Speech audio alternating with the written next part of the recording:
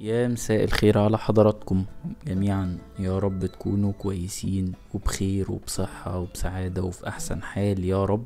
مفتقدكم جدا، ويعني شايف انه في البداية يجب الاعتذار، والاعتذار جزء منه هو موضوع البودكاست بتاع النهاردة. اعتذار عن ايه؟ اعتذار عن التأخر في نزول المنتجات او البرودكتس، سواء البودكاست او الحلقات بتاعة فاصل اعلاني اللي احنا كنا يعني بنحاول ان احنا نلتزم بيها مع بعض قدر الامكان. والاعتذار ده غصب عني، او التأخر غصب عني وغصب عني لأسباب اللي احنا هنقعد بقى ندردش فيها مع بعض النهاردة. مش هنقعد نتكلم في الأسباب يعني بالتحديد، ولكن السبب الأعم والأشمل اللي ممكن يخلي شخص بيقدم منتج إبداعي هو بيحبه وبيتحمس ان هو يقدمه، وبيكون عنده الشغف والتحرك الداخلي كده، والاتشنس او كان في حاجة في دماغه بتاكله ان هو عاوز يعمل ده، ولكن ما بيعملش ده بقى ليه؟ هو ده موضوع الدردشة او الكلام مع بعض النهاردة. الموضوع او الاسم بتاع الحلقة اللي جه في دماغي النهاردة هو انه اكل العيش مر. مش عاوز انه الموضوع يكون فيه نوع من انواع المبالغة، لانه يعني الحمد لله رب العالمين احنا وضعنا افضل من ناس كتير ممكن تكون بتعاني وبتجاهد وبتتألم بمختلف انواع الالم، يعني ابسطه الالم البدني، وفي الم نفسي والم ذهني عشان تقدر ان هي تؤدي التزاماتها وتحافظ على بيتها واسرتها. فانا مش بقارن نفسي باي حد بيواجه التحديات دي. الحمد لله وضعي ممكن يبقى افضل من ناس كتير، فبحمد ربنا على ده. ولكن يظل الكل عنده النموذج الخاص او الشكل الخاص من معاناته هو او تحدياته هو. طيب ليه بقى اكل العيش مر؟ خلونا نعمل بعض الستيتنج فاكتس او رصد وتثبيت والاتفاق على بعض الحقائق كده اللي ممكن تكون بديهية، ولكن احيانا من باب التذكرة يعني الواحد بيكون حابب انه يفكر نفسه بيها، وبيفكر نفسه بصوت عالي وبيشارك ده مع حضراتكم. من ضمن الحاجات اللي الواحد ما بينتبهش ليها وهي نعمة العمل. يمكن احنا يعني لحد عصر ما قبل السوشيال ميديا، او عصر ما قبل انه يبقى متاح ل100 مليون مواطن ان هم يتفاعلوا مع بعض كل يوم الصبح بسبب مشاكلهم ومعاناتهم، كانت الناس بتروح الشغل وترجع من الشغل عادي. لكن دلوقتي انت بتصحى تلاقي الناس عمالة تنشر الفايبس الخاصة بيها على سبيل الهزار وعلى سبيل الدعابة وخفة الدم، وده ما فيهوش مشكلة، ولكن بينشر نوع من انواع انه في فايب عامة او جو عام او صبغة عامة كده لليوم، انه لما تلاقي مديرك عمل كذا، لما تقابل زمايلك في الشغل اللي بيعملوا كذا، تفاصيل تفاصيل تفاصيل بترصد او بتعكس نوع من انواع الانزعاج وعدم تقبل الناس لأشغالها بشكل كبير. وبرضو عشان نكون واضحين، في بعض الأحيان، ده مش بقول دي حاجة وحشة، ولكن في كتير من الأحيان فعلا بتكون المشاعر دي حقيقية، ولكن لما انت بتتشارك المشاعر دي فتجد ان هي حالة عامة، ممكن يبقى في حالة سخط عامة على فكرة العمل. ولكن العمل خلينا نكون متفقين ان هو نعمة، واعتقد انه كتير مننا ممكن يكون عدى قدامه بوست سواء على فيسبوك، على لينكد ان، في شخص بي يعني خلينا نقول بيستغيث او بيطلب من الناس بشكل علني انه يا جماعة انا بدور على شغل.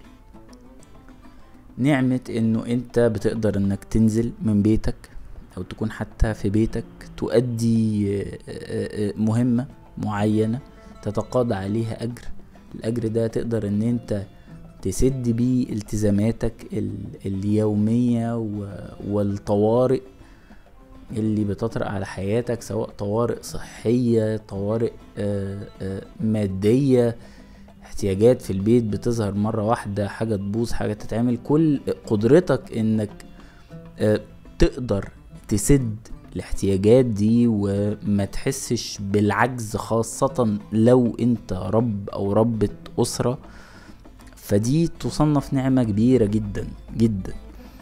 افتكر مشهد يعني هو من المشاهد اللي حتى مش بس كلام او فحوى يعني المشهد مضمونه، بقدر ما الحالة العامة نفسها.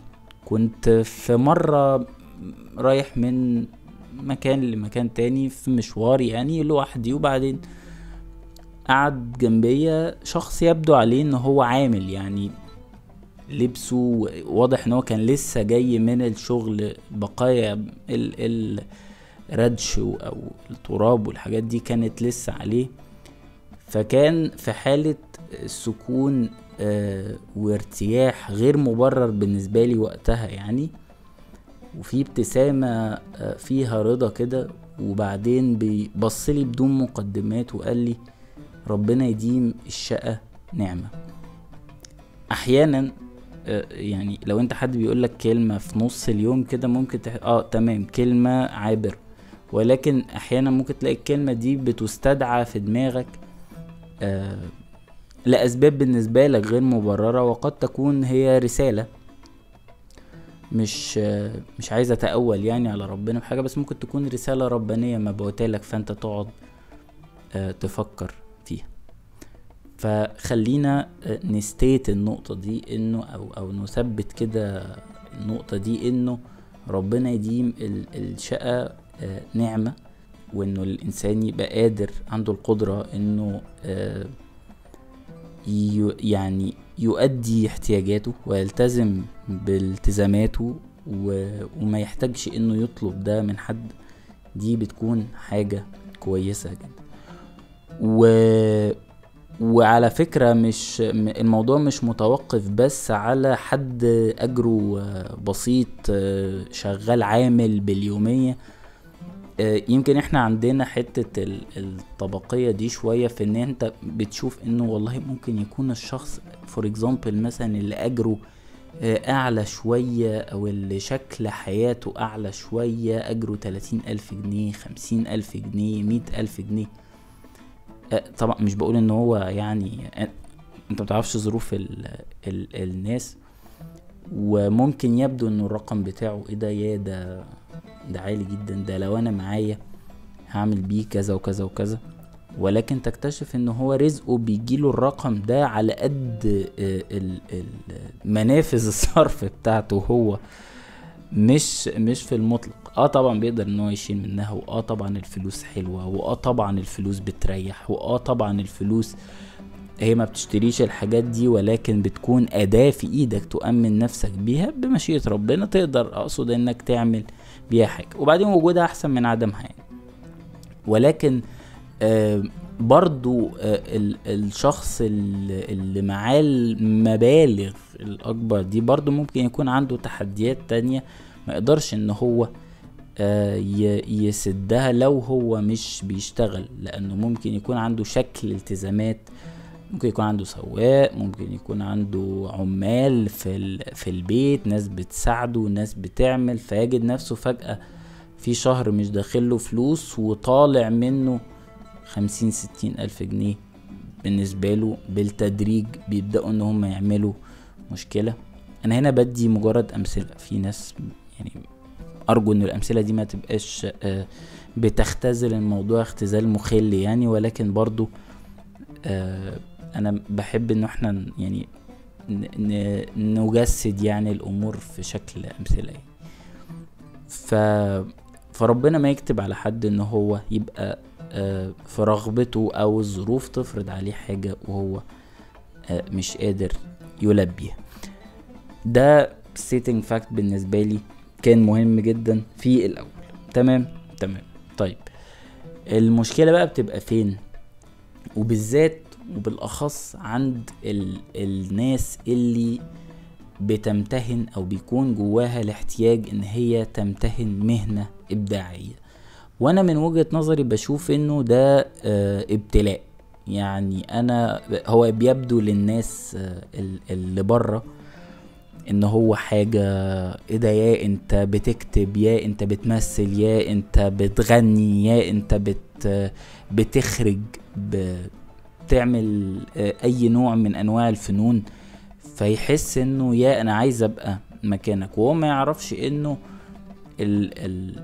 يعني خلوني او اسمحوا لي ان استخدم لفظ مبدعين، انه اغلب المبدعين بعد مرحلة معينة بيجي لهم كده لحظة انه بيتمنى بيتمنى انه ما كانش يبقى عنده الاحتياج ده، ما كانش يبقى عنده الرغبة انه يبقى في اتشنس كده وفي حاجة بتضايقه، انه عاوز يكتب دلوقتي، عاوز يسجل حاجة دلوقتي. مش كل الناس عندها الاحتياج ده. يعني طبعا وجود الديجيتال ميديا عامة زودت الاحتياجات دي عند الناس، ودت مساحات اكبر للناس ان هي تعبر عن نفسها. لكن الشخص اللي بيمتهن الموضوع ده في لحظة معينة من كتر الانزعاج او من كتر المرار اللي هو ممكن يشوفه، بيجيله لحظة انه لو كان يتمنى انه ما يبقاش عنده الاحتياج ده، وان هو يبقى بيشتغل موظف عادي في مكان. والموظف العادي اللي في مكان مش وحش، بالعكس هو في كتير من الاحيان هو ما بيبقاش عنده الاحتياج ان هو يدخل في دوامة الابداع دي، ولكن لا، هو بالعكس بيبقى مستريح وبيؤدي وظيفته وخلص. ولكن المبدع بيلاقي نفسه محشور في معضلة. المعضلة بقى ايه؟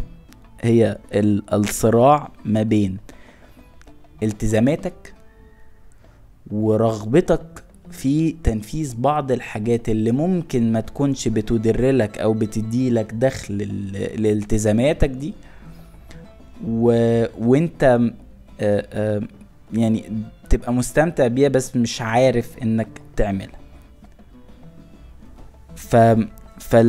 الموضوع ده بيبقى عامل ازاي بالظبط؟ انت بيجي لحظة معينة، فور اكزامبل خلونا ندي مثال من تأخري في الحلقات بتاعة فاصل اعلاني والبودكاست ده. انت بتيجي بتبقى عندك رغبة كده انه عايز بقى اسجل بشكل اسبوعي بودكاست، وعايز اشتغل على حلقات لفاصل اعلاني. فتيجي تلاقي نفسك شغال على الموضوع، وبعدين بيبقى في اليرت كده صغير من بعيد انه انت عندك يعني ايجارك، التزاماتك، فواتيرك، مثلا محتاج تشتري حاجات معينة، في حاجات معينة ناقصة، في حاجات بتبوظ، في تفاصيل كده. وتلاقي حد بعديها بيوم او يومين كلمك انه في بروجكت كذا عاوزين نعمله، طب ايه مواعيدك، طب ايه دنيتك.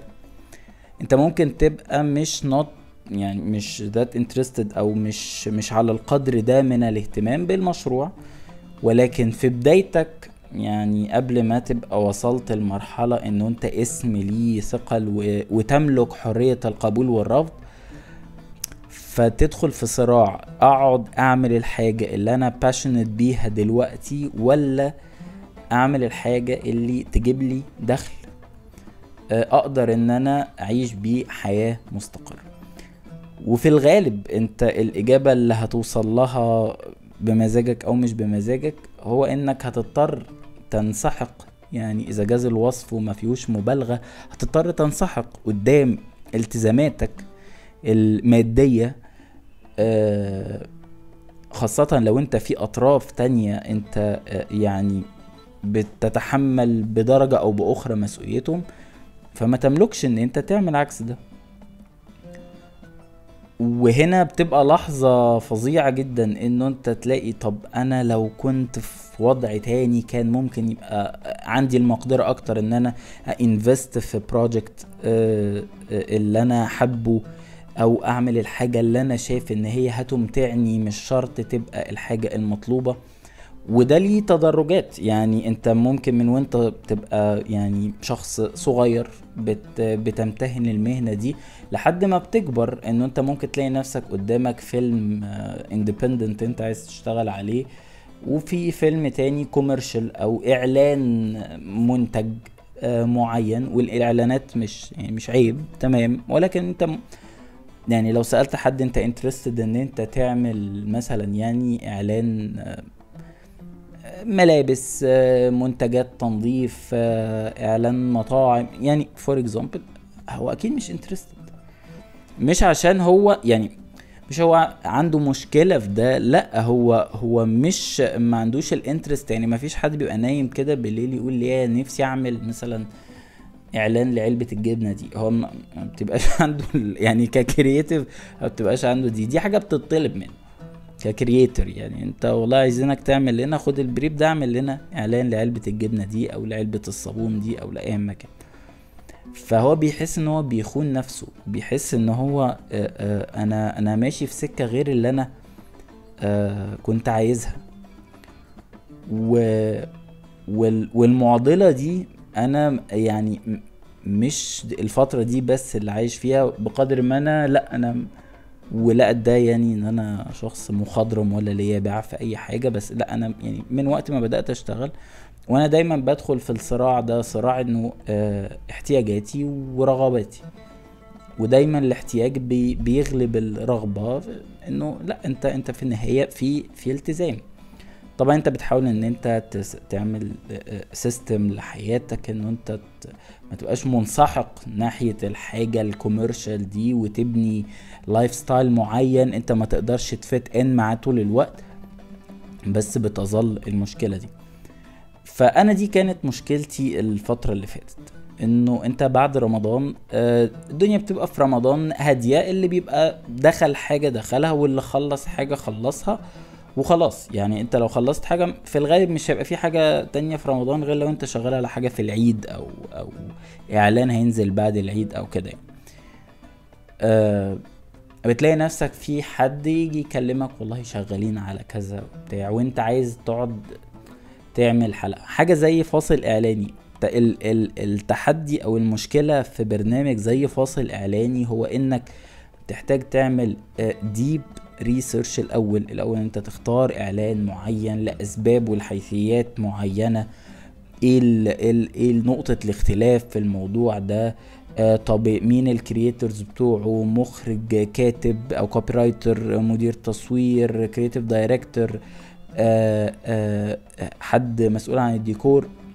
تبدأ ان انت تقعد تشوف كل الاعلانات اللي نزلت دي، وبعدين تشوف طب انا هختار مين فيهم، وبعدين تبدأ ان انت تعمل عملية البحث عن عناصر نجاح العمل ده، وبعد كده تبدأ ان انت تدور على الراشز او الرو ماتيريال اللي هتشتغل منه الحلقة، وبعدين تسجلها او تكتب النص وبعدين تسجله، وبعد ما تسجله تبدأ ان انت تعمله اديتنج، وبعد كده تبدأ ان انت تابلود وتماركت الحاجات دي كلها. فانت بتتكلم انه اولموست، وانا الحاجات دي كنت كلها بعملها لوحدي. فالتحدي في ده انه طب انا دلوقتي انا بتكلم انه اولموست اسبوع، يعني حلقة في الاسبوع، شبه شغلانة تانية فول تايم جنب الشغلانة الاساسية بتاعتي.